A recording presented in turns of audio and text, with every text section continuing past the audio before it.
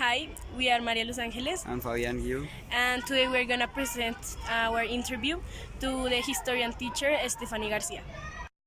We're gonna give a little introduction. After the World War II, there were two divisions: the Socialists, which were the Soviets, and the United States, which were the Neoliberalists. And during the Cold War, there was a new world order in which the world was divided in three different worlds. The first one was the liberalist and capitalist and neoliberalist countries like United States. The second one was the communist and socialist countries like the Soviet Union. And the third world were the neutral ones and the poor countries. Nowadays, the situation between the US and China is really similar to what we see in the Cold War, because the populist country, China, is making a massive production of things that are being exported to different countries in the world, while the US is doing the same, but they are guided by the neoliberalist ideology, and the Republican country is led by Donald Trump.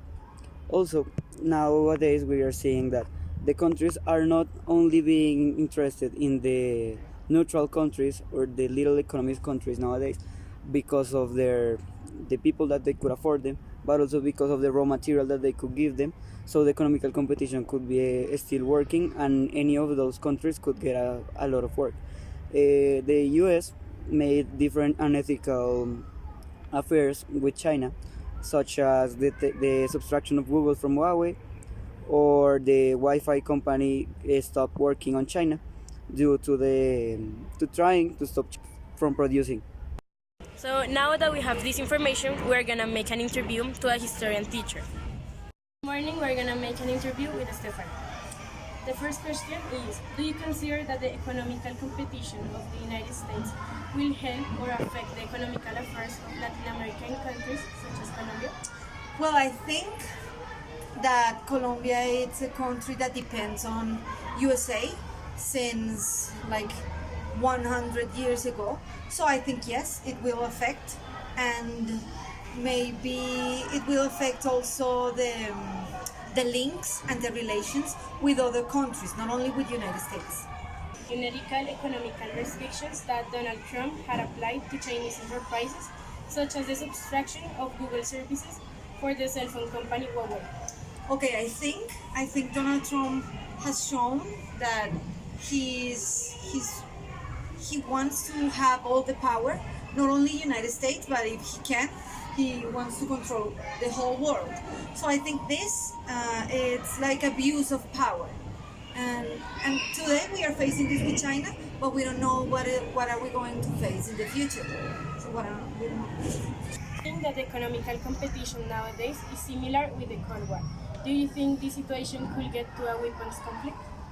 Okay, I think today we are living in a moment that can be similar to the Cold War in a way that we are not using weapons, but we use technology, we use internet. Maybe not facing the propaganda in the Cold War, but the internet, the social network, and the violence that is seen in internet, it's very similar. I think, well, it has been like some parts in weapons war, but maybe it works better for the powers, like the country powers, to manage it in internet only.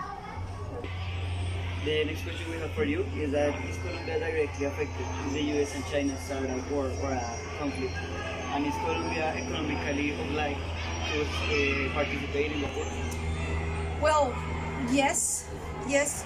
Colombia is a third world country, Latin America. So we live under the power of United States. Well, we have some independence, but I think we have, if this is possible, we have to fight in the side of United States. And yes, economically obligated, yes, of course. Our last question is that if you consider that it's more important for the world order, the individual affairs of each one of the superpowers, or the different little economies that are presented in the world helping with raw material to the superpower. Well, I think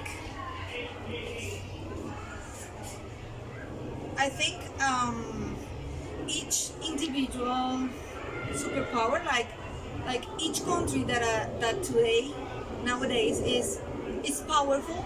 It's because little economies. So this big economy is made of little economies. So I think they need the little economies to survive with their superpower. So thank you for your opinion and for giving us your answers for the question. Okay,